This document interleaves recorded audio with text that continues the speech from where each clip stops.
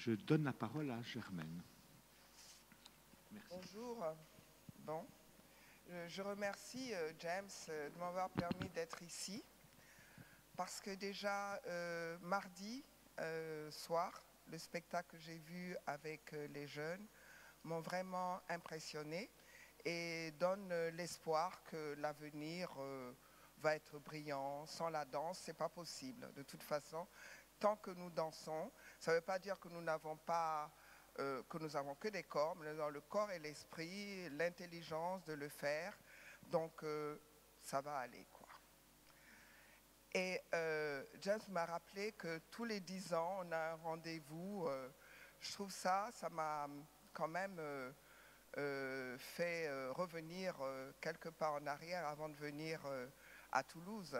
C'est après la fermeture de Moudra Afrique qui a été créée par le président Senghor et Maurice Béjart. Le président Abdou Diouf n'a pas voulu continuer cette politique artistique et tout, donc j'ai immigré. C'était à ce moment-là que j'ai rencontré Helmut, qui est mon compagnon, mon mari, l'homme à tout faire derrière, mais qui m'aide à réaliser, que mes rêves deviennent réalité. Alors, donc, je me souviens quand j'ai rencontré James, qui a décidé de faire le son, j'ai dit, eh bien oui, parce que nous, bien sûr, après Moudra Afrique, je me suis dit, en Afrique, les Africains, les gouvernants, je continue toujours à leur taper dessus, n'aident pas la culture. Pourtant, la culture génère de l'économie. Ils n'ont pas encore compris, hélas. Et donc, quand il m'a dit qu'il allait ouvrir un centre de formation, j'ai dit oui. Il n'y a pas de raison que les Africains français n'y arrivent pas. Parce que moi, j'ai été, je ne vais pas dire son nom, j'ai été au ministère de la musique, j'ai présenté le projet, et cette personne m'a dit, mais vous savez que c'est quand même l'argent des contribuables français. Je l'ai regardé et je lui ai dit, je suis contribuable et je paye mes impôts en France. J'ai plié mes bagages et je suis partie. Quelques années après, elle s'est rattrapée parce que j'ai été très digne, j'ai continué. Et elle s'est rattrapée parce qu'après, j'ai eu une subvention pour faire une compagnie, etc. etc. Donc, j'ai dit, pendant 10 ans, j'ai essayé ici. Pourtant, il y avait beaucoup d'écoute, hein, le maire de l'île Jourdain et tout. Mais c'était mieux ainsi. Je dis, quand tu ne sais pas où tu vas, regarde où tu viens.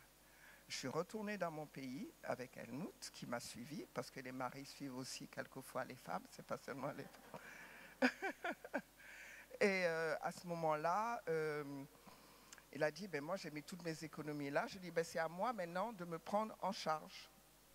Donc, j'ai toujours fait des économies. J'ai vendu un petit studio que j'avais dans le Marais, qui est devenu une très belle salle à l'UFO, à l'École des Sables. Et puis, lui, il venait d'avoir son héritage. On a mis tout l'argent pour commencer, parce qu'on ne pouvait pas attendre les gouvernants.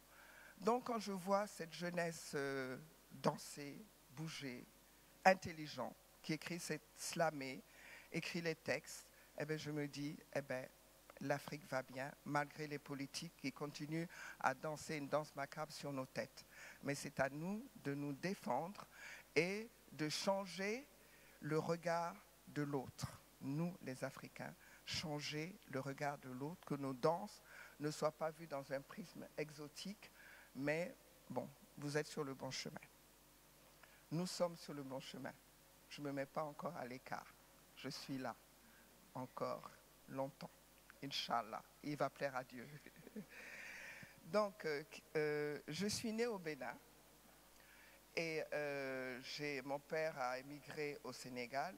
Donc, j'ai été adoptée au Sénégal, j'avais 5 ans. Et je dis toujours que j'ai la chance d'avoir l'instinct béninois et le geste sénégalais. Donc, arrivé à l'île de Gorée, il fallait apprendre le français, enfin mieux le français, le Wolof, pour être intégré. Et dans les cours de récréation, à ce moment-là, on nous mettait encore les symboles. Autant. Moi, je n'ai pas connu la colonisation, c'est mon père, mais quand même après, quand on ne parlait pas français, on vous mettait un symbole pour vous punir parce que vous ne parliez pas français. Et donc, moi, j'apprenais le Wolof, donc pour moi, on faisait des jeux, vous savez, les jeux de petites filles, là, je ne sais pas, en cercle, je crois que ça existe aussi. Hein? Oui, et puis on danse et on change de pied et tout ça. Et chaque fois, déjà à cette période-là, j'avais peut-être 8-9 ans, je changeais les jeux et je disais, ah, on va danser comme un arbre. Alors il disait, il disait, un arbre qui danse. Mais tu es folle, on m'appelait la folle, parce que je voyais les arbres, je voyais... mais les petites filles quand même venaient me chercher pour que je danse, même si on me traite de folle, que je danse comme l'arbre, et je leur disais, il faut danser comme un arbre, etc., ou comme un serpent, et tout ça. Bon, ok. Donc, mais quand même, ça me faisait de la peine qu'on m'appelait la folle, quand même. Hein, et donc, j'ai arrêté quand je voyais les arbres ou les êtres danser autrement. Je ne disais plus rien pour ne pas qu'on me traite de folle. Et puis, au lycée, c'était au lycée de jeunes filles, où j'étais forte en sport. Hein, quand je prenais le ballon, tout le monde se sauvait et tout ça. Mais je n'étais pas très douée en mathématiques, vous voyez, les matières nobles, comme on disait. Et mon père était complètement désespéré. Mais la directrice disait, mais non, elle est bonne en sport, elle est bien, il y a l'avenir, elle peut être prof d'éducation physique. Paf, c'est resté là parce que moi, je voulais être prof de danse. Mais ça n'existait pas dans ma génération. Et donc, je suis partie en France. J'attendais un enfant. Que ça arrive, pas de... avant le mariage, de maths, le papa désespéré, on va t'envoyer en France, quelle catastrophe. Et à ce moment-là, pas question d'avorter, mais il y avait un médecin qui me disait, bon, on peut... Il a parlé à mon père, et mon père qui est un grenu de bénitier, comme le pape, il dit, elle a péché, elle va payer. Donc, ok, je suis allée en France, j'ai eu Patrick, qui est vraiment, je ne regrette pas, heureusement. Donc, bon, je suis rentrée, j'ai quand même passé peu plus qu'il fallait être prof d'éducation physique. J'ai passé des concours et j'ai été reçue à l'école Simon-Siegel comme un genre Irène Popard. Je ne sais pas si vous connaissez, où c'était la rythmique. Et là, j'ai découvert la danse classique, la rythmique, le sport, parce que je dis là. Et là, la directrice, Mme Marguerite Lamotte, c'est une petite bonne femme extraordinaire qui n'a même pas vu ma couleur. C'est après qu'elle a dit, mais tu es noire? Je dis, mais oui, mademoiselle, je suis noire. Mais elle ne voyait pas ma couleur, mais il y avait le prof de danse classique, oh là là, il fallait mettre des chaussons. Moi, j'avais des grands pieds, adhérence au sol. Donc, pour être comme les Blancs, donc j'ai essayé de travailler la plante des pieds. Mais mon orteil, là, le gros orteil, était toujours... Il était rebelle, quoi. Rebelle. Et en plus, j'ai mis les chaussons, quel problème. Donc, j'ai quand même essayé de faire la danse classique et elle trouvait que j'avais un gros derrière. Pourtant, j'étais mince, j'essayais d'être comme Françoise Hardy. J'étais mince, je ne trouvais pas que j'avais un gros derrière. Donc, j'aimais mon derrière, mais enfin, elle trouvait que j'avais un gros derrière, des pieds plats, ok. Et bon, mais avec la danse rythmique, je regardais déjà comment était structurée. Je disais déjà à Mademoiselle Lamotte que moi, je faisais la danse classique, mais que j'avais quand même des choses dans ma culture que je voulais mettre. Elle m'encourageait beaucoup. Et heureusement que j'avais de mauvaises notes en danse classique, danse rythmique, mais le sport m'aidait à avoir le niveau qu'il fallait. Et là, un jour, j'étais tellement fatiguée avec cette prof de danse classique qu'elle disait de faire le grand plié. Et là, j'ai fait le grand plié en faisant la grimace, mais en faisant des ondulations. Et là, je dis, tiens, c'est là qu'avec la confrontation des autres danses, j'ai dit, voilà, ça m'a quand même, avec ces problématiques avec cette femme, j'ai commencé à réfléchir à ce que moi, je pouvais faire avec mon corps et l'adapter à mon corps. Et c'est là que ça a commencé, que je commençais à réfléchir à une autre façon de bouger. Et après, donc, j'ai quand même fait mes 3 ans à l'école Simon Siegel. Et Mademoiselle Lamotte m'a beaucoup aidée pour la structuration. En tout cas, en étant prof de gym, la pédagogie m'a beaucoup aidée. Hein, structurer mes cours, et puis voilà. Et donc, quand je suis rentrée au Sénégal, c'était dans les années 60, j'ai été affectée au lycée d'Ignabo, en Casamance. Et puis, on était 2 femmes à être profs d'éducation physique, les premières. Mais les gens se disaient, on était en disant si on était homme ou femme et tout. Et déjà, au lycée, j'étais obligée d'aller regarder des matchs de foot parce que les garçons disaient il faut venir les encourager.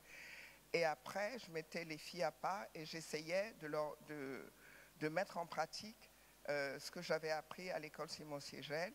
Et surtout, je retournais dans les villages pour continuer à apprendre mes danses traditionnelles, patrimoniales, des danses jola. Et puis, j'ai commencé à mettre ensemble, j'essayais de voir les similitudes des danses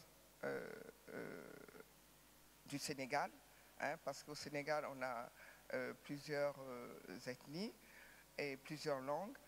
Et je ne dis pas Afrique parce que, bon. Et j'ai aussi appris les danses du Mali et je voyais beaucoup de similitudes et je disais, OK, bon, ça ressemble à ça. Et j'essayais de mettre ensemble, rassembler ce que j'avais appris en Europe, puis mes danses traditionnelles, patrimoniales.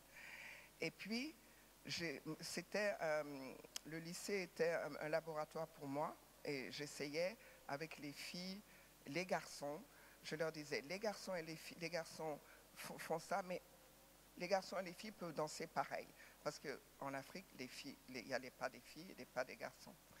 Donc petit à petit, en Casamance, j'ai commencé à mettre tout ce que j'avais appris, mais c'était un bric-à-brac comme ça que je mettais avec des improvisations. Puis j'ai été affectée au lycée Kennedy à Dakar, le lycée de jeunes filles qui est devenu le lycée Kennedy. Je retrouvais des profs. Le prof de maths qui disait que avec des énergumènes comme Germaine Acogny dans le fond de la classe, on n'arrivera jamais à rien. Le professeur d'anglais était plus sympathique. Elle disait que c'est vrai que j'inventais beaucoup de choses. J'arrivais en retard. Au lycée, je racontais ce qui me passait par la tête. Elle disait, ah, mais c'est vrai, vous racontez de jolies histoires, mais vous êtes en retard. Je dis, ben oui, je suis en retard. Et je les ai retrouvés et c'était très, très, très rassurant pour moi parce qu'on mettait quand même l'éducation physique, c'était voilà, dernière bout de la charrue, quoi, les professeurs de maths, de français. Bon, j'étais pas mal en français. Puis un jour, j'attends les élèves, ils ne sortent pas. J'ouvre la porte, ils étaient dans le cours de maths, ils étaient en retard. Ah, je dis, ah non, vous sortez immédiatement parce que mon cours est aussi important que les cours de mathématiques. Allez, vous sortez. Tout le monde me regardait comme ça. Et donc, là, depuis, les professeurs ont commencé à me respecter. Et puis, au lycée Kennedy, il y avait de très belles jeunes filles qui dansaient nos danses patrimoniales. Et un jour, c'était la fête de l'indépendance. Et il y avait les filles. Saint-Maur était jumelé à Ziguinchor. et des majorettes de Saint-Maur ont défilé le jour de l'indépendance, des majorettes françaises. Je dis, c'est pas possible. Pas possible que des majorettes françaises défilent pour notre fête de l'indépendance.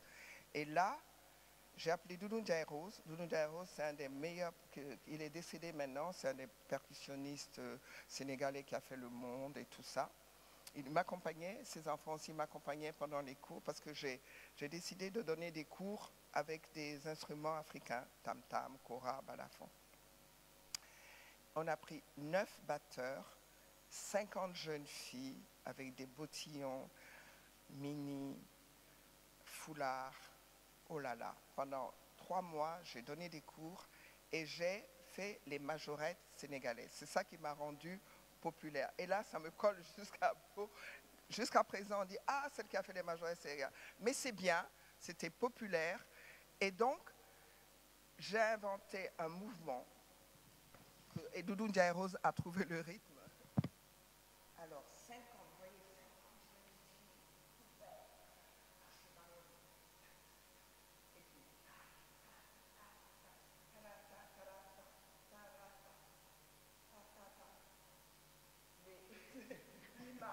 tout le monde regardait. Ils étaient tous contents hein, de regarder la lune, parce que pour moi, dans ma technique, c'est la lune, demi-lune, c'est les fesses. Je vous expliquerai après quoi. Le soleil. Et ils ont commencé à m'attaquer en disant oui, c'est vulgaire. Ah, j'ai dit non. Justement, j'ai apporté cette élégance du sabar dans cette gestuelle parce que maintenant, le sabar est en train de se dégrader et les mouvements, vous savez, de lune sont devenus vulgaires.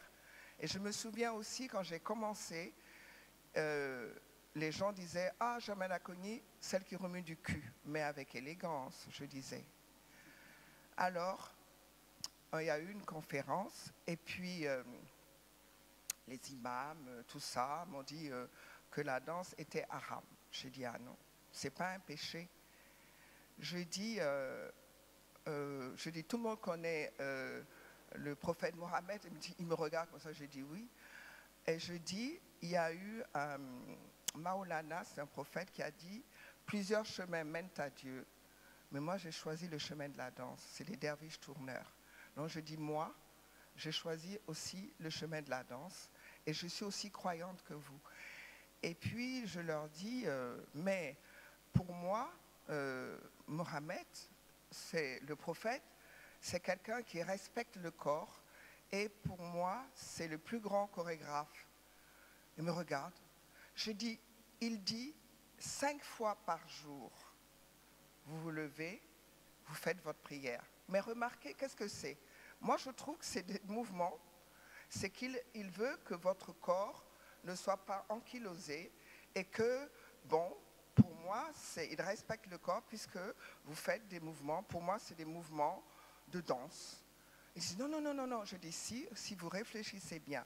Et je dis le vendredi, quand tout le monde est en blanc, vos prières. Mais moi, ça me donne, tout le monde se lève là. Mais je dis c'est magnifique. C'est un chorégraphe extraordinaire, populaire, et qui fait des choses. Je dis la façon. Je dis, si c'est moi qui avais traduit le Coran,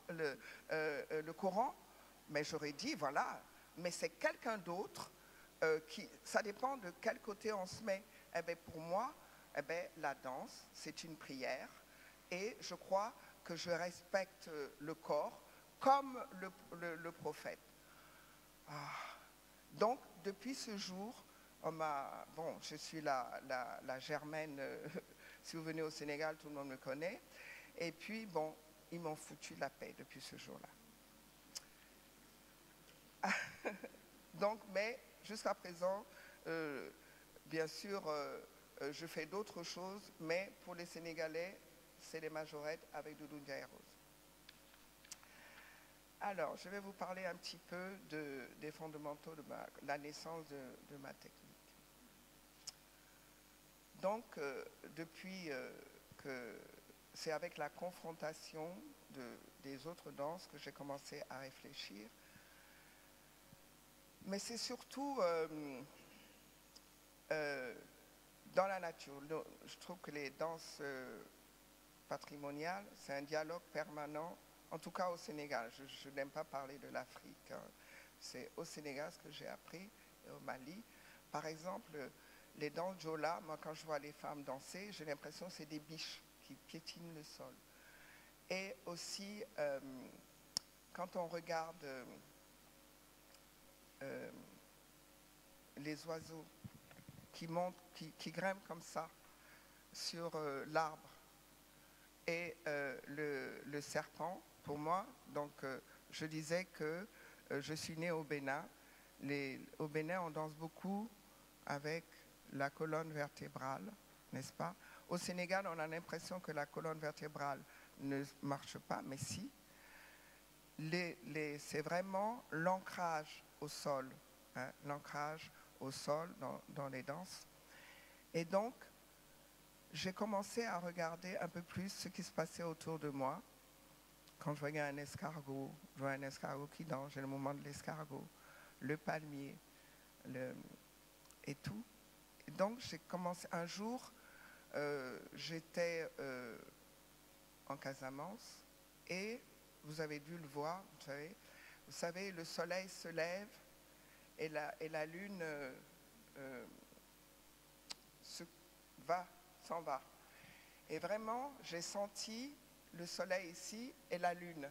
Donc c'est cette position, on est vraiment, il y a quelque chose qui se passe ici. Et comme j'avais étudié, pas toutes les danses, j'avais étudié Graham, Cunningham, ça ne me convient pas, c'était difficile, plus difficile pour mon corps, Horton, c'était bien, Limon, et elles ont différents mouvements de colonne vertébrale, et Graham, ça m'a beaucoup fait réfléchir, et donc j'ai décidé de privilégier la colonne vertébrale, qui est le serpent de vie, l'arbre de vie. Et surtout, imaginez un serpent qui grimpe sur un arbre. Et donc, tous les mouvements sont initiés par la colonne vertébrale. C'est pas le pied qui commande, parce que les morts, on les sort par les pieds. Donc, quand on est vivant, ce n'est pas vos pieds qui commandent. Et aussi, le bras, c'est l'expression, le haut. C'est ici, vous décidez, là. Et ce mouvement de marche, donc, et la marche est très importante pour moi, parce que quand on marche, en étant conscient, la colonne vertébrale intervient, tout intervient, n'est-ce pas? Et voilà, la lune, le soleil, le pubis, ce sont les étoiles. Et le mouvement du cosmos, si le cosmos, le soleil s'arrête ou la lune, c'est la catastrophe. Donc je l'inclus dans notre corps, c'est un mini-cosmos. Donc le mouvement du bassin est toujours en perpétuel mouvement. Bon, c'est le mouvement de vie, là où voilà, le soleil, la lune et les étoiles sont en perpétuel mouvement. Et c'est aussi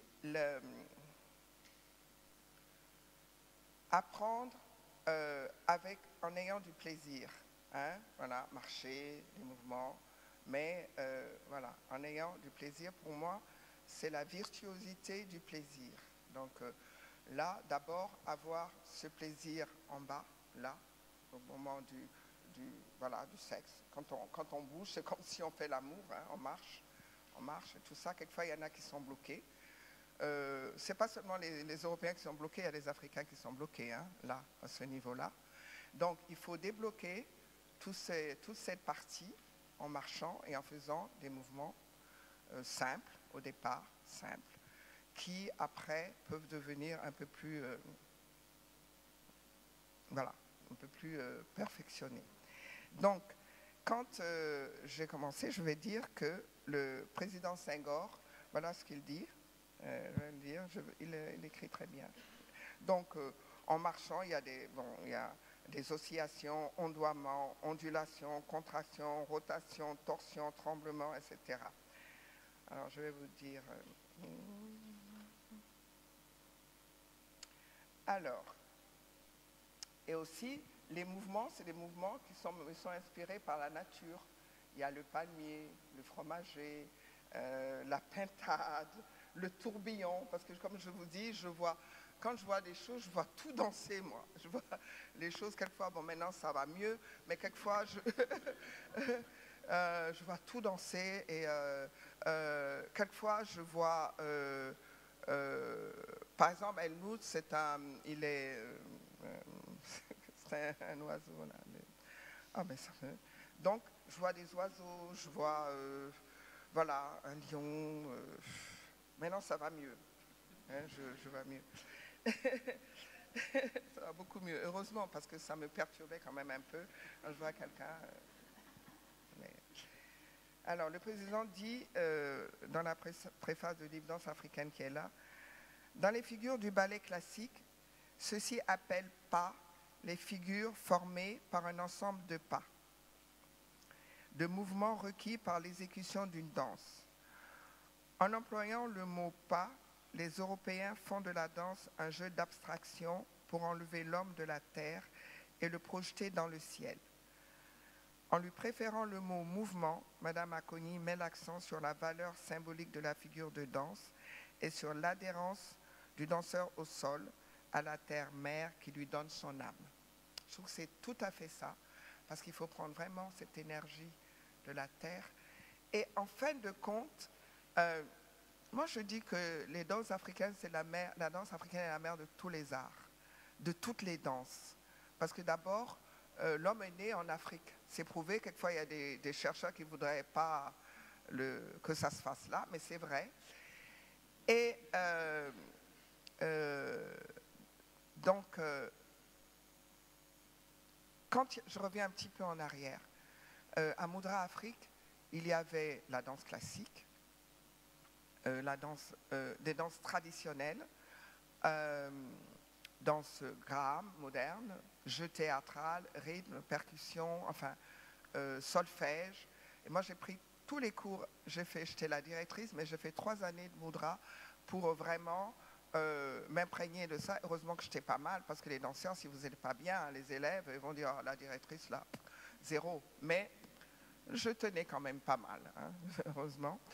Et en prenant les cours de danse classique, Maurice il vient 1 fois par an à Moudra. Il m'appelait la patronne parce que c'était pas lui le patron. Hein. Et donc, en faisant le classique, elle me dit, mais non, Germaine, c'est comme dans tes danses, si tu n'es pas enraciné, tu ne peux pas monter. Ah, je dis oui. Et aussi avec le yoga.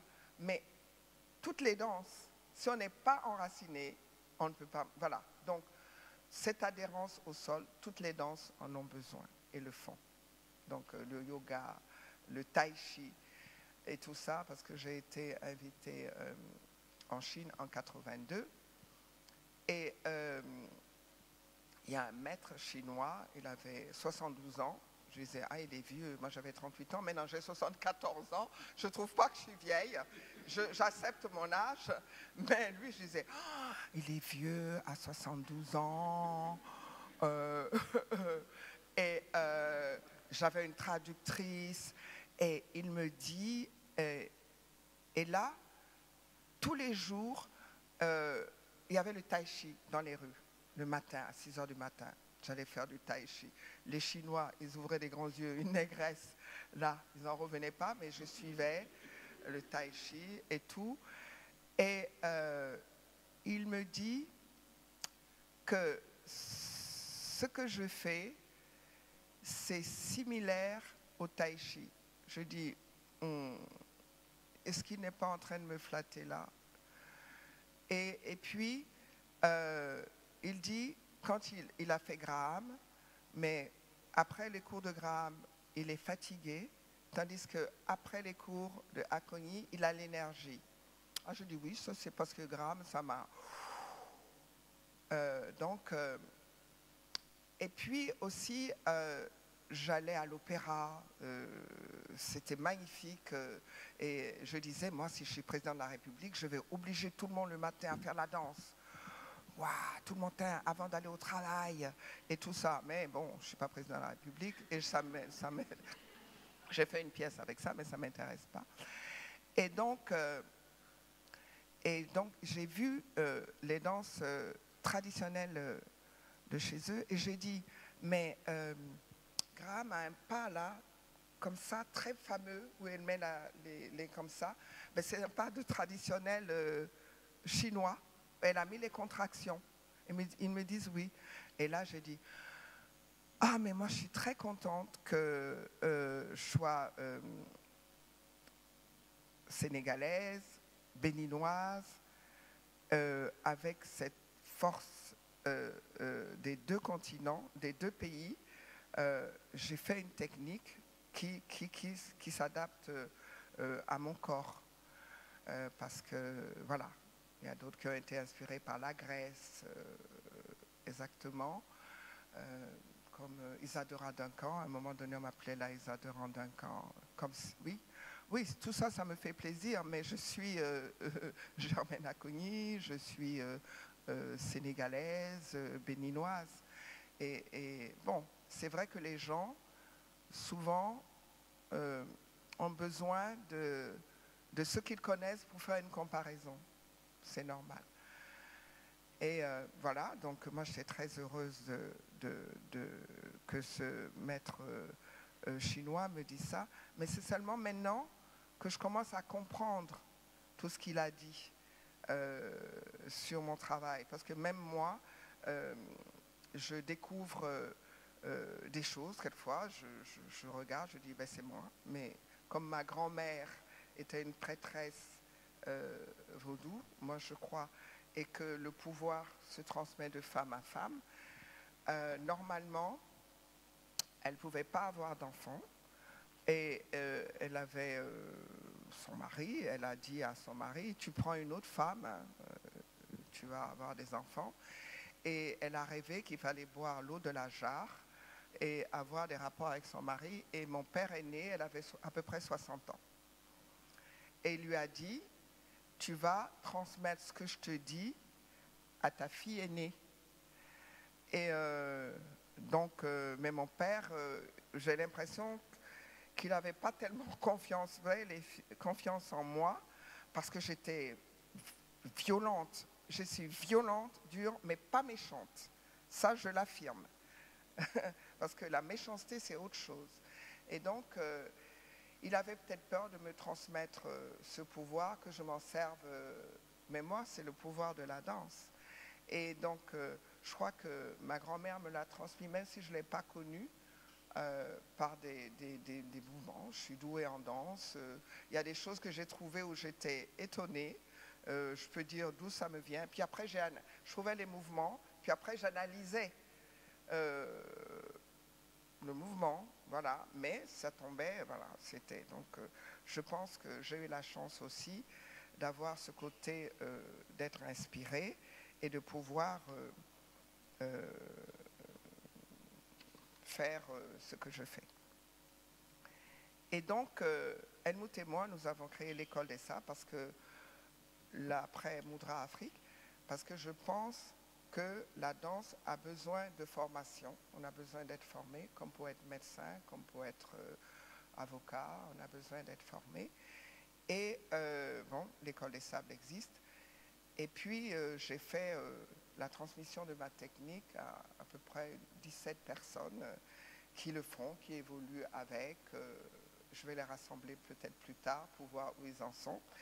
Mais comme dit Patrick, je vais vous lire ce qu'il dit, sur l'évolution de cette technique qui est évolutive. Même moi, hein, dans le livre, il y a d'autres choses qui ne sont pas, le baobab, l'escargot. Voilà. Et il dit, au sein de ces 17 personnes se dégagent plusieurs tendances. Les authentistes qui s'attachent à la forme telle qu'elle existe et veulent en préserver une certaine authenticité. Les flexi-authentistes capables d'enseigner la forme authentique, mais également très innovateur dans la manière de l'enseigner. Les modernistes, qui sont des créatifs et qui s'attachent essentiellement à l'esprit de la technique, est traversé par plusieurs styles selon leur formation, leur goût ou leur attirance classique, danse traditionnelle, danse urbaine, etc. Il existe toutefois, je sais, un nombre incalculable d'artistes ayant été exposés à la technique qu'ils enseignent ou enseignent des parties de la technique de manière explicite et parfois discrète sans la nommer. Mais c'est comme ça. Et si j'inspire les gens, eh bien c'est tant mieux. Je vous remercie.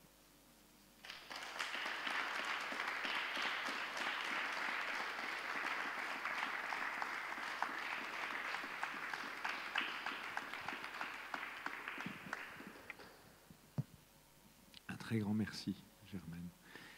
Je donne la parole à la salle. Voilà. Je ne sais pas qui veut échanger avec Germaine.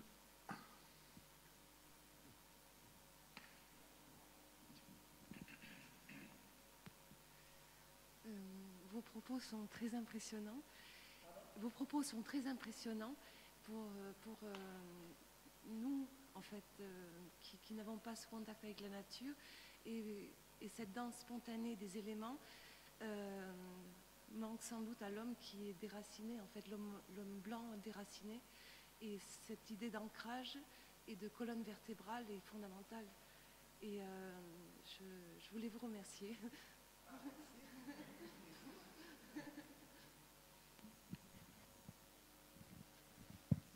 Je peux juste moi, dire un tout petit mot.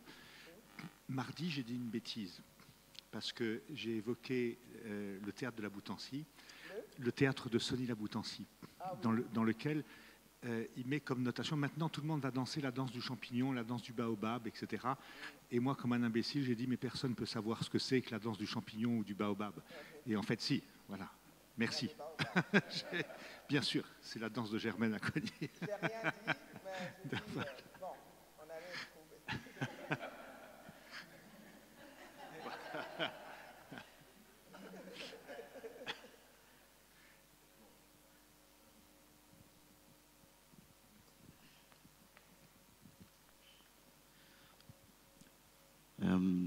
Maman Germaine, je suis très content d'être là en face de vous parce que c'est pas facile de vous trouver physiquement.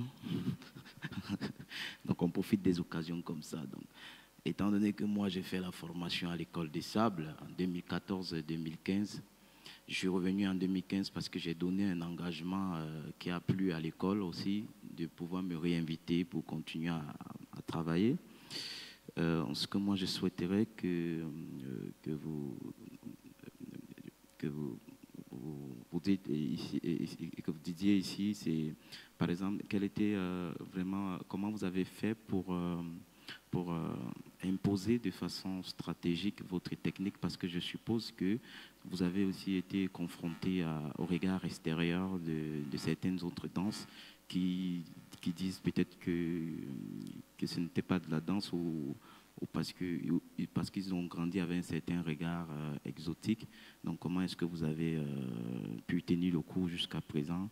Et la deuxième chose, c'est aussi de dire, parce qu'il y a des gens ici qui ne connaissent pas comment, en tant qu'Africain ou Africaine, rassembler des gens et réaliser un projet comme une école de formation. Je veux que vous parliez aussi des difficultés que vous aviez eues à avoir cette école jusqu'à aujourd'hui, parce qu'à un moment donné sur Facebook, j'ai vu que ça menaçait un peu aussi de fermer et tout. Donc pour moi, c'est vraiment important de véhiculer ce message-là, parce que j'estime qu'il y a beaucoup de personnes ici qui ne savent pas que tenir une école aussi, c'est un autre combat. C'est un autre combat. Merci. Bon. D'abord, j'ai une idée ne meurt jamais. Grâce au président Senghor et à Maurice Béjart, qui ont créé Moudra Afrique, je disais qu'à travers le miroir de leurs yeux, je retrouvais mes racines. Donc, pour moi, c'était toujours... bon, il y avait... Senghor, qui est africain, qui est sénégalais, et Béjar, qui est français, mais les Français ont rejeté, il était en Belgique. Donc, après avoir été directrice de Moudra Afrique, de voir comment les jeunes ont travaillé, c'était les premiers de la danse contemporaine, ils ont été un peu partout, et c'est là aussi que j'ai testé ma technique de danse. Ils venaient de toute l'Afrique, donc waouh, tu vois, ils reconnaissaient, ils se projetaient là-dedans parce que voilà. Et certains, voilà, il y avait la danse classique, il y avait la danse contemporaine, Graham et tout ça, moderne. Et quand ils sont sortis de l'école, ils pensaient que la danse africaine n'avait pas les mêmes valeurs. Ils disaient qu'ils faisaient de l'afro-jazz. Et ils ne me citaient jamais. Parce que Béjar, c'est beaucoup mieux que Germaine Cogny. Ils ont fait Béjar, l'école de Béjar. Et donc, c'est nous-mêmes, quelquefois, qui dégradons notre culture. Franchement, nous n'acceptons pas. On trouve que l'autre, c'est toujours mieux, mais quand même. Puis après, il y a eu la fermeture de Moudra Afrique. Je ne dis pas tout le monde, hein. J'ai eu des assistants, des Mr. Faux, des gens qui croient, hein. Mais souvent, on ne prend pas notre culture en main, quoi. Ils pensaient que le jazz c'était mieux, voilà, classique c'est mieux, bref. Et donc, quand Moudra Afrique a fermé ses portes, moi j'ai dit, il faut quand même qu'on continue à se former, quoi. Parce que c'était ça. Et là, j'ai rencontré Helmut. Moi, j'étais mariée à un Sénégalais, ça n'a pas marché. Lui, il était marié à une Allemande, ça n'a pas marché. Vous voyez, et voilà, un couple mixte qui se rencontre, moi, j'étais complètement à l'ouest, désemparée. Et donc, bon, j'ai été invitée par Maurice Béjar à Bruxelles parce qu'il voulait faire la messe des temps futurs où je vais danser dans la création. Et pendant 3 mois, j'ai travaillé, il y avait Gilles Roman et tout ça. Et à un moment donné, mais Maurice était plutôt, il avait un quart de sang africain dont il était très fier, hein, mais il ne connaissait pas l'Afrique. Il n'était pas très... Il est venu parce que Senghor, c'est son ami, et qu'il a fait Moudra Afrique. Pourtant, l'Inde, on avait demandé Savitri, mais il disait qu'il y avait quelque chose de... Il y avait aussi le Maroc qui avait demandé Moudra. Il a dit, je vais au Sénégal parce qu'il y a Germaine Acogny qui commence quelque chose de nouveau, mais surtout, il est un quart de sang sénégalais. Et puis toute cette histoire. Donc, bon, avec Helmut, j'ai dansé là-bas, mais à un moment donné, j'avais une certaine force. J'ai mis juste ma main et Gilles Romain a dit, mais t'as trop de force, qu'est-ce qui se passe là? Je dis, mais j'ai tout simplement mis ma main. Qu'est-ce que tu veux? Tout simplement. Mais je crois que j'avais une certaine énergie qui dérangeait des danseurs, mais comme, bon, Gilles Roman, c'est quand même l'étoile de Béjar. Donc, à ce moment-là, Maurice m'a dit, bon, que je ne faisais plus partie de la compagnie, qu'il allait... Et c'était bien, quand quelque chose arrive, et c'était mieux ainsi, il a plutôt fait tourner vers le Japon, vers les choses comme ça. Et là, moi, je me suis retrouvée à Bruxelles. Helmut était en Allemagne, il avait son centre qu'il faisait là-bas. Et j'ai recommencé à donner des cours en disant, bon, il faut que je fasse quelque chose et tout. Et j'ai imaginé que on avait en Afrique, au Sénégal, il faisait bon. On n'avait pas besoin de bâtiments. On pouvait danser dehors, sous les fromagers et tout ça. Et donc, j'ai imaginé, c'est nous qui avons fait les premiers stages avec les danseurs, parce que je donnais des cours partout, en Casamance. Donc, je suis partie avec un groupe de danseurs semi-amateurs. Et on a vécu dans le village 7 semaines avec les habitants. On avait des matelas, ils habitaient dans la case et tout. On a vécu avec les villageois et on a dansé sous les fromagers, les capoquiers, dans la forêt sacrée, etc. etc. Et puis, là, il y a eu des problèmes en Casamance. Donc, on a immigré à Dakar, à Toubab Dialaw. Là, on a fait un stage où il y avait un Haïtien, Gérard Chenet, qui est écrivain, homme de lettres, sculpteur, architecte. Voilà. On était à l'école des arts, à l'Institut des arts ensemble, et dans mon école privée, quelqu'un m'a dit, il a un centre à Toubab Dialaw. Je l'appelle, et on a débarqué à Toubab Dialaw, et on a fait des cours dans les cours des maisons, etc., etc. Et là, j'ai décidé de m'installer à Toubab Dialaw.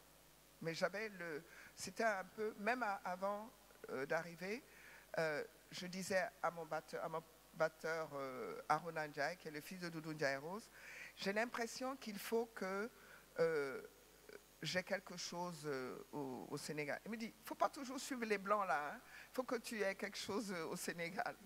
Donc, quand on est arrivé à Toubab Dialaw, je disais, on peut travailler avec Gérard Chenet, faire des choses. Elle me dit, il faut qu'on soit indépendant. Et c'est lui, pour la retraite, hein, on avait dit, je vais acheter un terrain pour ma retraite. Et il a commencé à marcher, et le chef de village le suivait.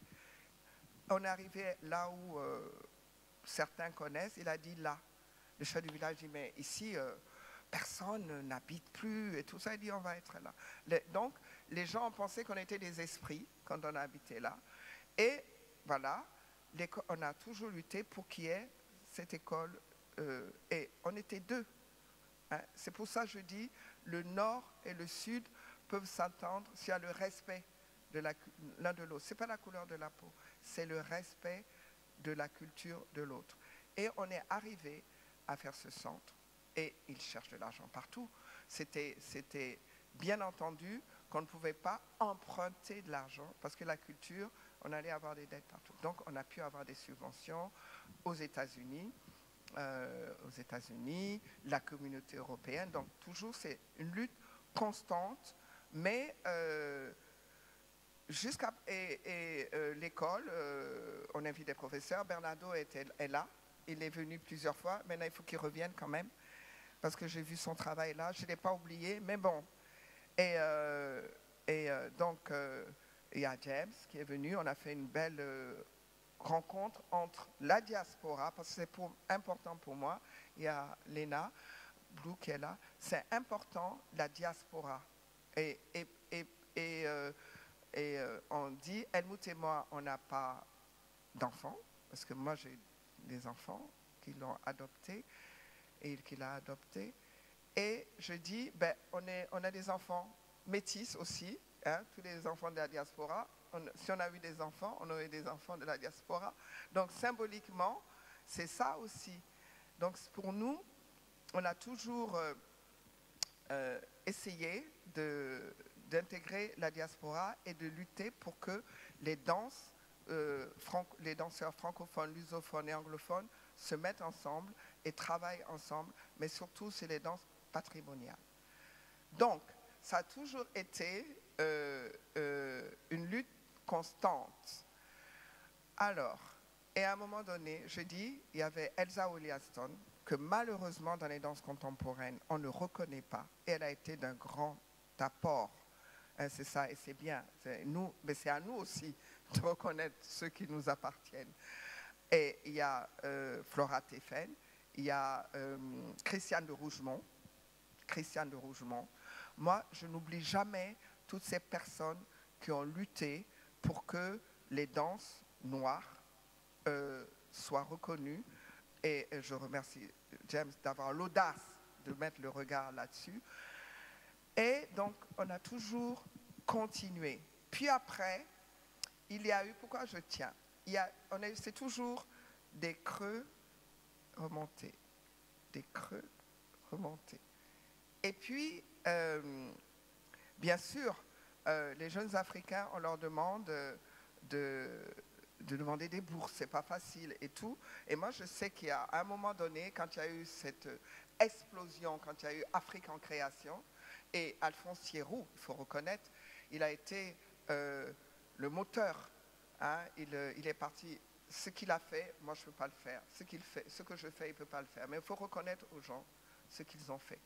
Et il a été le moteur. Il a été dans tous les pays d'Afrique. Il a harangué les gens. Et voilà. Et il y a eu les rencontres chorégraphiques. Il y a eu l'explosion de ces danseurs, de ces jeunes. Mais voilà, c'était le travail d'Alphonse Thierroux que je salue. Puis après, il est devenu un peu fou, quoi. Dommage, parce que quelquefois, quand la tête prend, il se croyait que c'était qu'il n'y avait que lui. Et bon, moi, ils sont venus me chercher pour être directrice des rencontres. Et moi, j'aime bien que les gens soient ensemble. J'aime bien rassembler. J'aime bien rassembler les gens, parce que je dis toujours, ce que moi, je dois avoir, je l'aurai. Ce que l'autre doit avoir, il l'aura. Donc, je ne suis pas en concurrence, je suis en concurrence avec moi-même, avec l'autre, tu vois, jamais. Donc, à un moment donné, c'était assez difficile pour moi, mais la vérité, c'est comme de l'huile, ça remonte toujours à la surface, et il faut toujours travailler. Donc, on essayait de dire aux jeunes de demander des bourses. Malheureusement, nos ministères de la Culture sont absents, quoi. Et les gens disaient, mais non, qu'est-ce qu'elle peut vous apporter, Germaine Acogny? Donc, on essayait de m'enterrer, mais moi, on ne m'enterre pas. Hein. On ne peut pas m'enterrer. Si moi, je ne décide pas, ok, j'ai continué à travailler. Et là, bien sûr, on a des difficultés. Mais des gens nous ont aidés. Et puis, il y a eu des miracles. Et puis, je dis la prière. La prière, c'est une grande force. Et de croire. De croire. Voilà. Donc, Helmut et moi, quelquefois, on est on dit, l'école va fermer. Je dis, ah non, l'école ne peut pas fermer. Ce n'est pas possible. Ce n'est pas un hasard qu'on soit là. Donc, voilà. On a des amis qui ont donné même 20 euros, 10 euros. Puis, il y a eu d'autres miracles qui ont donné 35 000 euros, etc. On vit au mois le mois. Mais, voilà, on vit. Et on continue à y croire parce que tous ces gens, tous ces jeunes qui sont passés, ils prient pour que l'école de sable ne ferme pas. Et au Sénégal, dañuy wax Fotolu Nagane Amin, c'est-à-dire tous les Sénégalais, quand ils me voient, ils me disent, Germaine, ce que tu as fait ici, chaque fois que tu vas, dis Amen, parce qu'on prie pour toi. Et je dis Amin. Et moi, j'y crois, parce que cette prière nous suit. Hein? Donc, voilà, on continue. Et maintenant, c'est Patrick Acogny qui a la direction artistique. On travaille, je laisse absolument libre. Je ne suis pas une mère. Au contraire, je suis contente qu'il fasse ce qu'il fait. Et moi, j'ai la liberté de continuer à danser, d'être interprète, de faire du cinéma. Je ne sais pas chanter, parce que je trouve que les chanteurs gagnent beaucoup plus d'argent que les danseurs, en transpirant beaucoup moins, mais je ne sais pas chanter. Sinon, au début, quand ça allait très mal avec mes enfants, je disais, je vais me mettre un os dans les cheveux, là, et puis je vais chanter, on aura beaucoup d'argent, hein, on va manger. Et là, bon. Bref, bon, je tiens, je continue à danser, et je suis très heureuse d'être devant vous, parce qu'hier encore, j'ai vu un travail merveilleux avec les élèves. Donc, tout ça, je pense, c'est un dialogue de générations, et que les jeunes donnent l'énergie aux anciens, les anciens donnent l'énergie, parce qu'on a une énergie, hein. Il ne faut pas croire. Mais je crois que vous savez qu'on a de l'énergie. Voilà. Voilà pourquoi je tiens. Merci.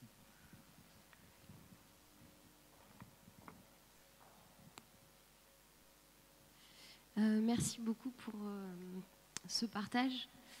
Je voudrais revenir en fait sur votre allusion au prophète et ensuite à Maurice Béjart et à son rapport à l'Inde et à ses voyages et ses inspirations. On sait qu'il a été initié en Inde auprès de maîtres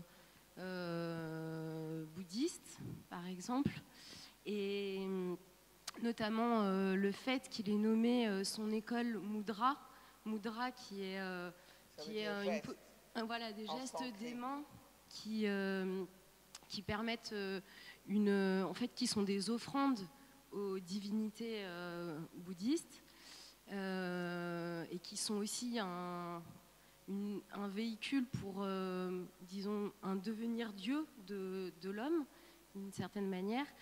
Et j'aurais voulu savoir si, dans le lien que vous faites avec la danse africaine, il y a cette théorie de l'éveil, de la libération, et de la libération du retour éternel des schèmes illusoires de perception de l'homme, pour le dire très rapidement.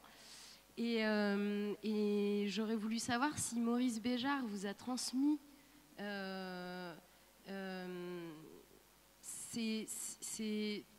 cette finalité, d'une certaine manière, ou cette quête plutôt, ça serait plus juste. Et si vous-même, lorsque dans votre formation à l'École des Sables, vous abordez cette question-là, et de quelle manière en rapport avec la danse africaine? Parce que je constate que c'est très présent, en fait. En tout cas, je n'aborde pas ce sujet à l'École des Sables. Hein? Il vient de formations de 3 mois, etc., etc. Maurice Béjart, je ne peux pas dire quoi que ce soit sur son bouddhisme, etc., etc. Je n'y rentre pas. Ce n'est pas mon affaire. Donc, personnellement, tout ce que je fais, c'est profane. Hein, bien sûr, les gens voient quand je fais ceci, mais tout ce que je fais, c'est à l'école, quand je transmets, c'est profane. Parce que moi, ce que je fais, c'est moi. Je ne le fais pas avec les autres, n'est-ce pas? Ou avec un petit groupe. Donc, à l'école, c'est la forêt sacrée des temps modernes, mais c'est la danse, c'est apprendre à vivre, etc., etc. Mon rapport avec Maurice Béjart. Quand le président Senghor voulait faire du Sénégal la Grèce de l'Afrique, il y avait la littérature, les arts plastiques, plein de choses, mais en tant que danse moderne, ça n'existait pas. Et donc, c'était Roger Garaudy, qui était un philosophe français, qui revenait des États-Unis. Il est venu dans ma petite école de danse parce que c'était la cour de ma villa. Hein. J'avais une villa et les enfants étaient là. Puis moi, dans la cour, je donnais des cours aux bourgeois sénégalais ou libanais pour les fins du mois difficiles. Et ça m'a beaucoup aidé. Et donc, Roger Garaudy a dit à Senghor, non, il me regarde, dit, mais ce que vous faites, c'est une technique. Moi, je viens de voir Limone. Je dis, ah bon, c'est une technique ce que je fais? C'est les autres toujours qui me... Ah, je dis, ah mais oui, mais il faudrait que je réfléchisse un peu plus, voilà. Et il a dit au président Senghor qu'il y avait ce qu'il cherchait. Et le président Senghor voulait venir chez moi, on a dit non, c'est trop minable chez elle, il faut que vous alliez à Sorano. Donc, quand il a vu mon travail, il a dit, il faut que le Béjart, qui est un ami, connaît mieux que moi, il va dire ce qu'il pense. Donc, il m'a mis dans sa valise, c'était l'avion, il était invité. J'ai rencontré Maurice Béjart à Mudra, à Bruxelles, et j'ai donné un cours au Moudris qui était là, et il a été impressionné. Donc, il ne m'a pas parlé à moi, il a parlé au président Senghor. Je dis, mais pourquoi moi? Il ne me dit pas. Le lendemain, je suis allée et je dis, si je baisse les yeux, ça ne va pas marcher. Et je l'ai regardé dans les yeux et je lui ai dit, pourquoi vous ne me dites pas ce que vous pensez? Et tout ça, je lui ai dit, si je baisse les yeux, c'est foutu. Et je n'ai pas baissé les yeux. Et puis, donc, c'était une rencontre quand même assez extraordinaire, Maurice Béjart et moi. Et je n'arrivais pas à lui dire vous. Je lui dis, est-ce que je peux vous tutoyer? Et puis il me regarde et me dit, oui, je crois que tu étais ma fille dans un autre monde. La fille noire que j'aurais pu avoir dans un instant d'autrui. Les gens pensent qu'ils parlent de moi, mais ils ne me connaissaient pas. Il aurait pu avoir des enfants noirs. Donc, avec puisqu'il a un quart de sang. Donc, c'était... et en plus, je m'appelle Germaine comme de ses gouvernantes. Et voilà, donc il y a eu plusieurs choses comme ça, que je suis sa fille noire, etc., etc. Et lui, quand il venait, il allait à la mosquée, à la prière. Et aussi, chez lui, il y avait un espace vide où, mais pour moi, les gens disent qu'il est musulman. Non, il est croyant. C'est un croyant. Donc on avait un rapport de père à fille, et aussi ce que je faisais lui plaisait. Quand il venait à Moudra, voilà. Donc on avait une certaine ressemblance dans la vie peut-être spirituelle et dans le travail. Mais il ne m'a rien transmis voilà, n'est-ce pas? Et moi, par exemple, je pouvais pas... Le yoga, c'était très difficile pour moi. Et il disait, mon maître disait, le yoga, c'est ta danse, c'est communion, c'est... Voilà. Donc, on avait beaucoup de conversations comme ça. Et puis, je lui parlais, je lui disais, à ce moment-là, j'avais jamais d'angoisse, moi.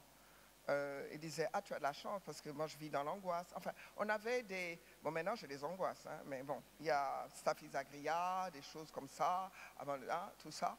Mais ça a toujours été... il m'a rien imposé. Il avait son chemin. Comme moi j'ai ma voix dans l'église, mais je n'ai pas envie, comme les prêtres, que les gens viennent à ce que je fais, à ce que je sais. Et quand je donne des cours, je dis, je ne suis le maître de personne. C'est chacun sa liberté. Je donne des cours, je vous montre le chemin, mais je n'ai pas envie d'être un gourou. Je ne suis pas un gourou. Et puis voilà. Donc, c'est vraiment la liberté dans la discipline et voilà. Donc, au point de vue spirituel, au point de vue, voilà, chacun a sa façon et moi, je n'impose rien et je n'ai pas envie. Voilà. Pas ni politique, ni machin. C'est moi, chacun a sa voix. Et la voix que chacun choisit, c'est bien pour cette personne-là. Voilà. Mais je ne connais pas ce côté de Maurice Béjart. Ça, chacun avait sa part de vie simple. Merci beaucoup. Voilà, merci. Oui, j'aimerais revenir sur une parole essentielle que vous avez eue là, où vous faisiez la différence entre pas.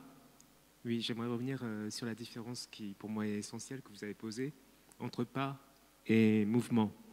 Entre pas et mouvement. Oui. Oui, sur le fait que le pas, justement, est abstraction, il est abstrait quelque part de la terre, de cet ancrage, enfin, et le mouvement qui permet de réinscrire justement le pas dans quelque chose de plus large, enfin de mettre en résonance justement le corps avec le mouvement du cosmos en général. Oui. Et concrètement, enfin, ce que j'ai pas bien entendu tout à l'heure, vous parliez du bassin et justement. Du bassin. Oui, je crois que. Enfin, oui. Comment concrètement vous lisez justement ce rapport entre le mouvement du corps et le mouvement du cosmos, et est-ce que, comme vous avez fait référence à, il me semble c'est peut-être Rumi ou au fait qui dit par exemple j'ai choisi la voie de la musique et de la danse dans le soufisme, est-ce qu'il y a eu du fait d'être au Sénégal, enfin je ne sais pas comment ça se passe, mais il me semble qu'il y a les confréries soufis sont importantes, enfin à travers le Ndop que je ne connais pas, mais par exemple dans les Comores, il y a tout un tas de danses et de chants, notamment ce qu'on appelle le débat.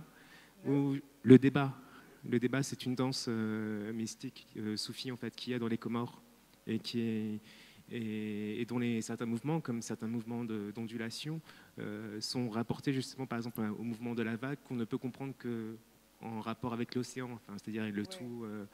Est-ce qu'il y a je dis pas du tout que c'est, mais du fait d'être au Sénégal, est-ce qu'il y a une petite influence du soufisme dans votre approche?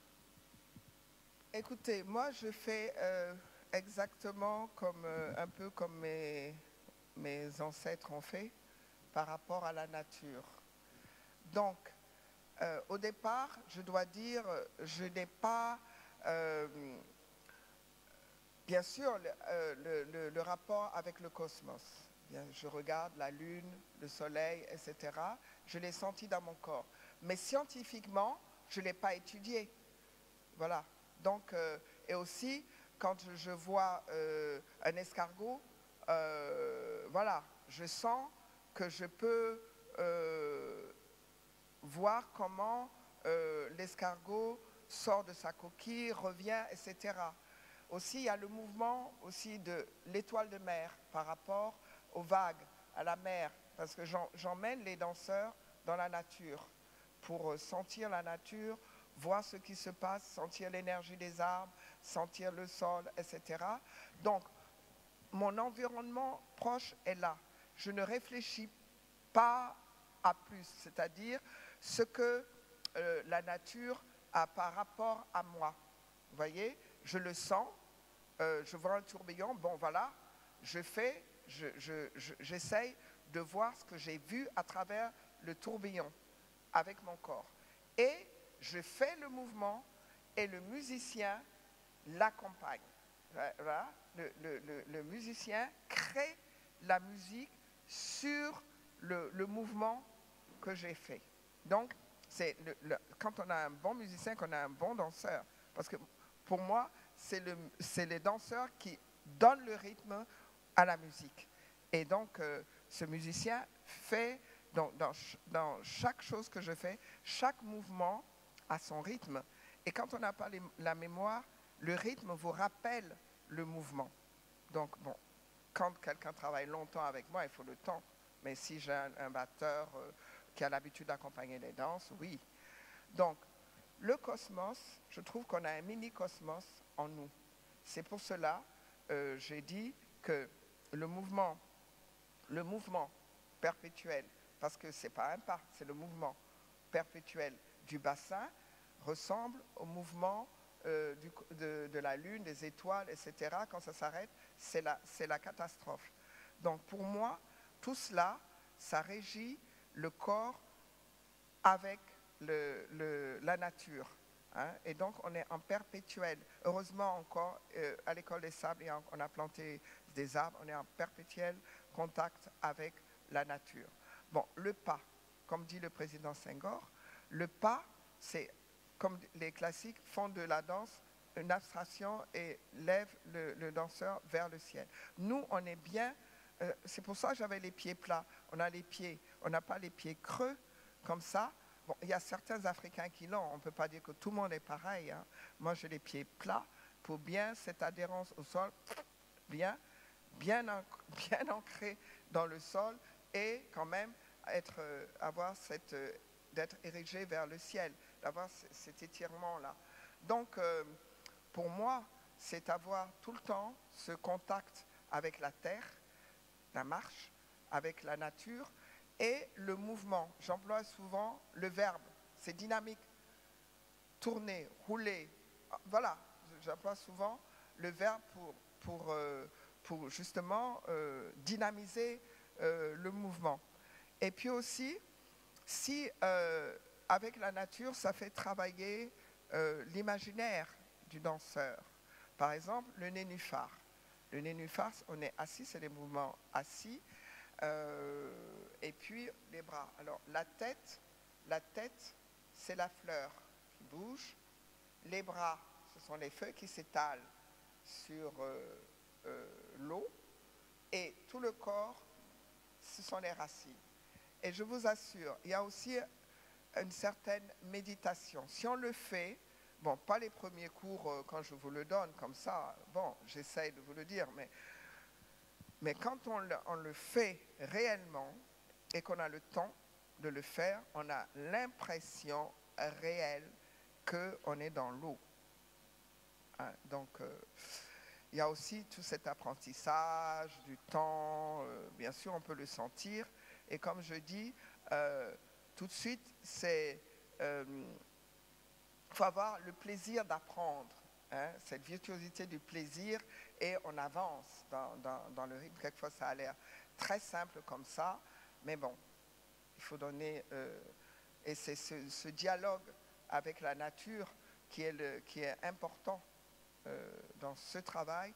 Et après, je me dis, de toute façon, les danses sont l'image de la nature, n'est-ce pas? Les gens de la forêt ne dansent pas comme les gens de la mer. Et bon, maintenant, il y a les danses urbaines. Voilà, il y a les danses urbaines, il ne faut jamais désespérer, la danse va continuer, il y a les danses urbaines. Et dans ma technique, je trouve ça assez extraordinaire. Il y en a qui font la danse urbaine, ou bien quand je donne un mouvement, je vois tout de suite, je dis, ah, toi, tu viens de la danse urbaine, parce qu'il fait à sa façon le pas. Et c'est bien, et ça enrichit le mouvement, c'est pas mal fait, et quelquefois, moi, ça m'inspire. Donc, l'essentiel, c'est vraiment de garder les fondamentaux de ces danses, hein. Les mouvements partent de la colonne vertébrale, il y a les oscillations, etc., etc. Il y a des fondamentaux qu'il ne faut pas. Voilà. Et après, on crée là-dessus. Et voilà quoi, même s'il fait ça, au lieu de faire ça. Au début, j'étais très incognito. Elle me dit, mais sois généreuse. Puis après, j'ai commencé à ouvrir les yeux, à dire, ouais, c'est pas mal ça. Ouais, c'est bien. Ça dépend de son corps. Et vraiment, c'est être à l'aise avec son corps. Et qu'on ait de la lune un peu ronde, un peu nombreuse, qu'on soit petit, c'est la façon de s'en servir. C'est tout. Donc, les mouvements sont adaptés au corps et c'est des mouvements, quoi. C'est pas des pas, on se déplace pas. Quand on marche, on fait des pas, mais il y a l'adhérence au sol. Voilà. Ça va ?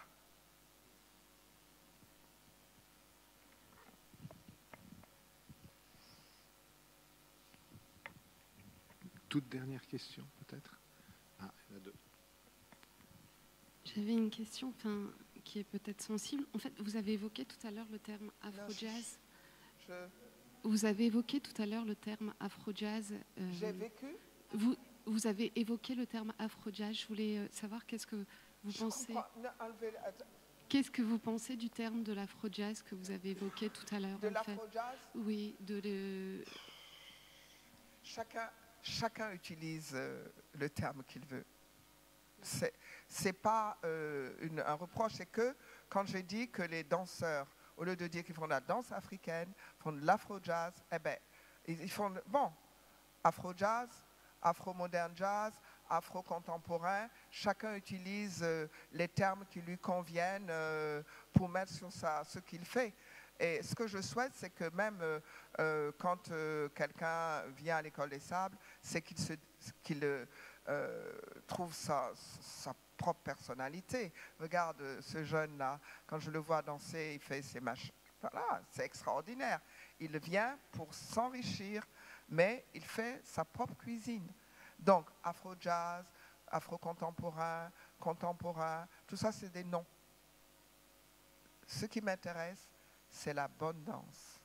Être sincère dans ce qu'on fait. Et le corps ne ment pas. Si vous êtes sincère, eh ben, les gens vont sentir ce que vous faites et ça va. Non. Bon, moi, je ne suis pas douée en jazz. Hein. Ça, c'est la danse, vraiment. Quand on fait, je ne sais pas quoi, là, je ne suis absolument pas. Quand j'étais allée chez Alvin Ailey, il y avait, les gens disaient, ah, mais je comprends. Je dis, mais je ne bouge pas. Là, je suis vraiment, comme on dit, récalcitrant ou bien au jazz. J'admire ceux qui font ça. Mais moi, impossible. Donc, voilà. Mais chacun met ce qu'il veut, afro-moderne, afro-contemporain, afro-classique, voilà. Je n'ai pas de racisme là-dedans. Il ne faut pas qu'on nous mette des frontières, déjà assez de frontières avec les frontières. Il ne faut pas qu'on nous mette des frontières dans la danse, quoi. Qu'on nous pas les... Après, c'est vrai que j'étais intéressée par l'afro-jazz, en fait. Pardon? J'étais intéressée par l'afro-jazz et moi, je voyais ça... Mais vous êtes intéressée par l'afro-jazz? Oui, et en fait, je voyais ça comme quelque chose en termes de métissage, en fait. Et j'ai pu parler avec des personnes, des danseurs africains, et qui m'ont dit « Oh là, qu'est-ce que tu dis là ?» et qui voyaient plus, en fait, cette danse-là comme aussi la main-patte de l'occidental sur les danses africaines traditionnelles, en fait. Un impact sur les occidentaux, sur la danse africaine traditionnelle. Et comme quoi, il y avait une perte de l'identité culturelle aussi. Et du coup, qu'est-ce que vous pensez de ça, vous? Mais de toute façon, il paraît que tout ça, ça découle de l'Afrique. Donc, voilà. Je ne connais pas bien, je sais vraiment pas ce que c'est que l'afro-jazz. J'ai connu avec le modern jazz, avec celle qui a une école de danse là, Anne-Marie. Voilà. Ouais, moi, je suis de l'ancienne génération. Hein. J'ai vu... maintenant, il y a plein de noms dans les danses. Donc, je suis un peu perdue dans tout ça. Mais je dis, chacun a le droit de nommer sa danse et de le pratiquer comme il veut. Si vous faites de l'afro-jazz, de l'afro-contemporain, si vous vous sentez bien là-dedans, que vous le transmettez, eh bien, c'est parfait. Je n'ai aucun jugement sur les autres danses. Au contraire, par exemple, quand il y a eu les danses urbaines, après il y avait le voguing. Ah ben moi je regarde ça et j'essaye aussi le voguing. Voilà, et je fais. On a été en boîte de nuit, parce qu'il y a une boîte de nuit maintenant à Toubabdala. On a fait le voguing. Hein, moi je suis absolument... Il y a des choses que je ne peux pas faire avec mon corps, j'accepte, mais ce que vous pouvez faire avec votre corps, eh ben, tant mieux. Quand je vois les jeunes, je dis waouh. Chacun, quand je vois le brigidi, je dis peut-être qu'il faut que je boive du rhum pour pouvoir le faire. Hein? Mais moi, hein, je dis je vais boire du rhum et je vais faire brigidi. Et puis je vais faire comme ça et je vais faire comme ça. J'essaye, mais j'essaye dans ma chambre, je ne vais pas oser le faire. Hein? Après je vais dire peut-être ou bien je vais faire comme ça, mais je ne vais pas oser le faire sur scène quand même. Parce que mon corps est difficile. Vous voyez, mais j'adore. Donc, peut-être que, voilà, j'adore, brigidi. On ne tombe pas. Hein. Vous voyez, moi, vous comprenez ce que je dis? Je n'ai aucun préjugé sur ce qui se passait en danse. Pourvu que vous soyez vrai, c'est tout. Et que vous n'abîmez pas le corps de vos danseurs.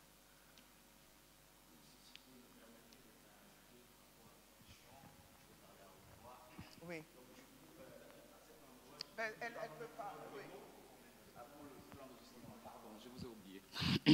Donc, du coup, c'est que moi, je veux juste réajouter par rapport à sa question sur l'afro-jazz et tout, parce que moi-même, personnellement, je ne sais pas ce que c'est. Maman Germaine a connu aussi, à raison d'une part, de dire on a une liberté de penser et d'orienter sa danse comme on veut, parce qu'on veut pas, on n'est pas là pour être des bourreaux, que c'est comme ça, machin.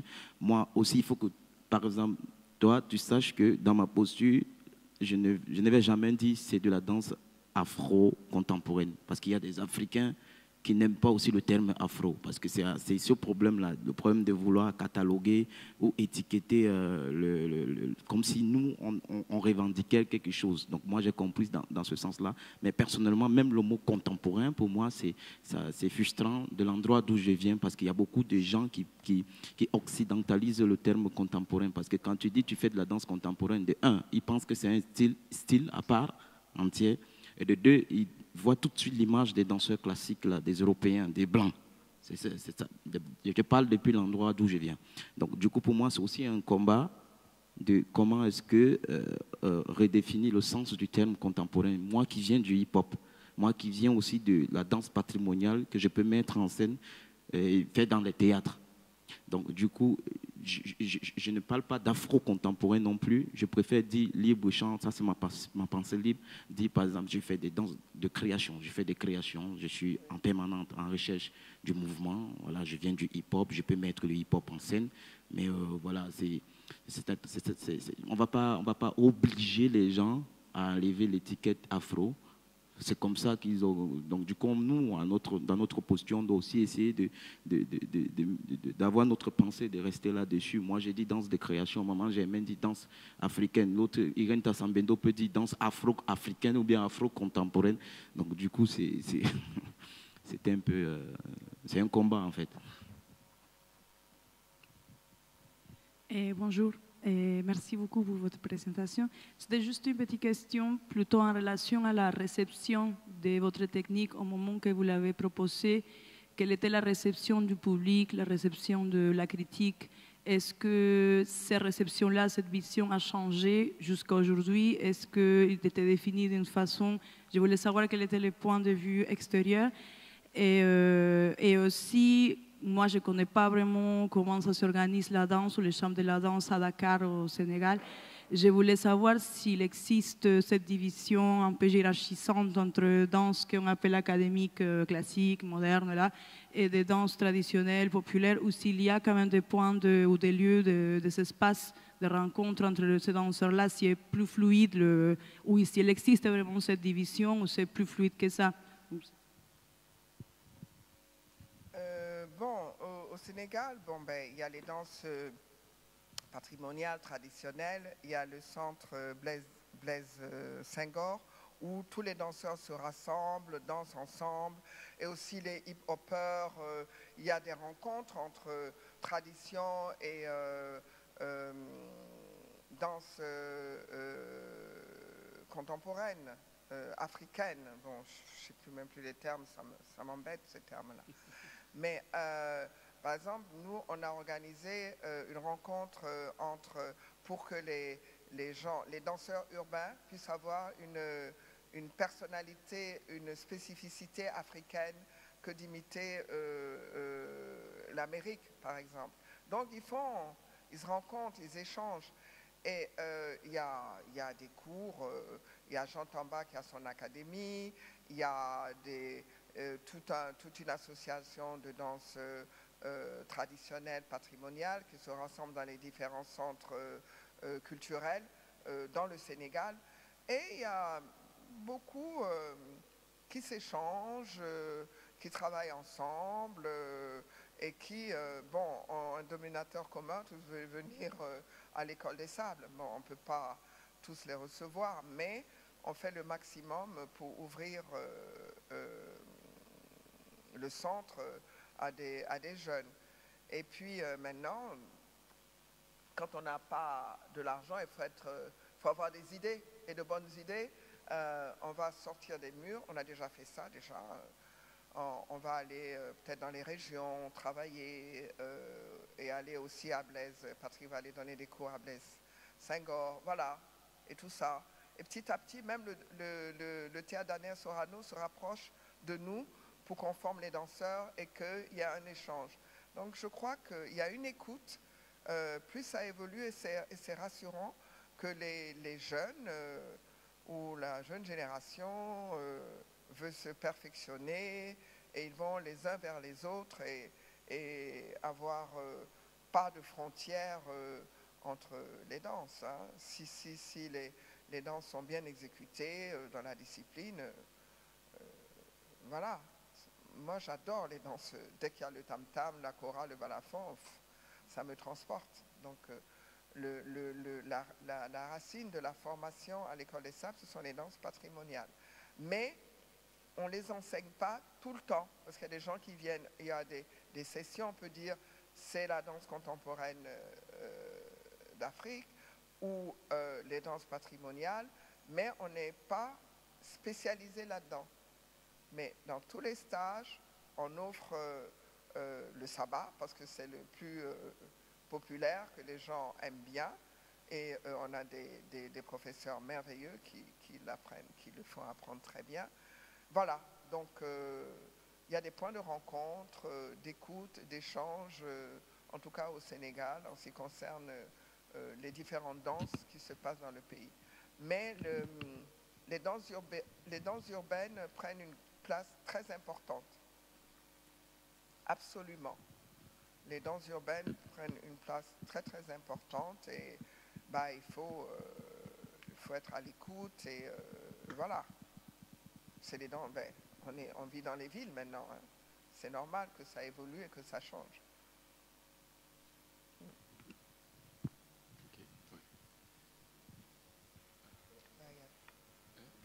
Il y a quelqu'un qui doit... Une dernière, oui. Okay, oui. Peut-être dire à la jeune, à la dame, oui.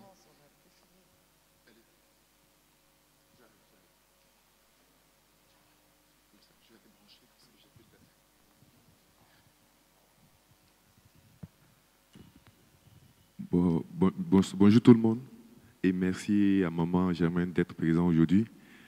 Et ma question c'était de savoir, parce que moi, étant en Afrique, je n'étais pas au courant de l'école des sables. J'ai longtemps dansé en Afrique, au Mali, et j'ai connu l'école des sables à travers un ami qui est danseur malien, qui s'appelle Lassine Koné, qui est en ce moment en train d'ouvrir son école aussi de danse à Bamako. Et moi, ma question, c'était de savoir, est-ce que dans le futur de l'école des sables, est-ce que des autres pays africains pourront aussi avoir des formations, ceux qui n'ont pas les moyens, par exemple, d'aller au Sénégal à avoir cette formation? Est-ce que dans les autres pays africains, il y aura des réflexions pour mener cette possibilité dans d'autres pays africains, quoi? La création de la formation qui se passe à l'école des sables, s'il y a la possibilité d'avoir aussi des écoles dans d'autres pays africains. Si les États africains donnent l'argent aux artistes, moi, j'ai commencé par mes propres moyens et l'héritage de Helmut pour faire. Et souvent, quand je vais dans les pays africains, je dis, les ministres là, un 4x4 qu'ils ont pourrait aider. Ils amassent de l'argent, ils amassent. Bon, moi, je ne sais pas dans les autres pays, mais je l'ai fait au Sénégal. Mais d'abord, avec nos propres moyens, avec la sueur, on a... Hein, et bon, voilà. Maintenant, il y a eu des sablistes qui ont fait comme Koné. Voilà, on les a aidés, on leur a donné le coup de pouce, parce que aussi des gens nous ont donné des coups de pouce.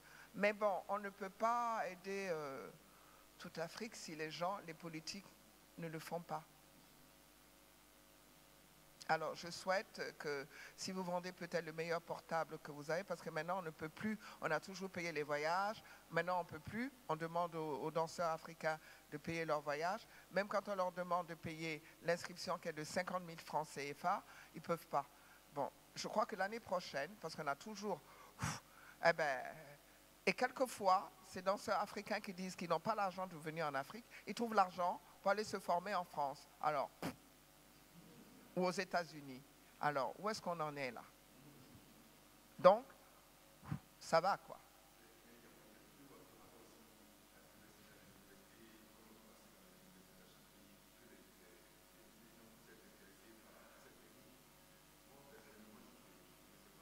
Oui. Oui.